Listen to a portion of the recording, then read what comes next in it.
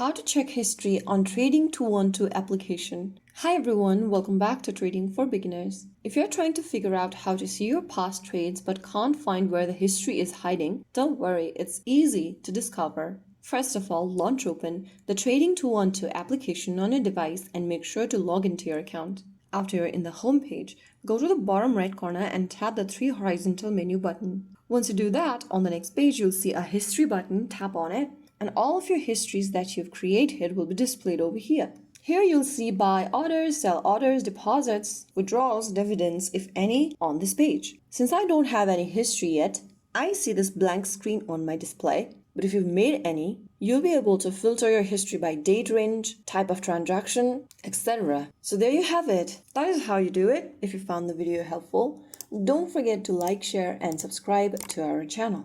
I will see you again in the next episode. Stay tuned and thanks for watching.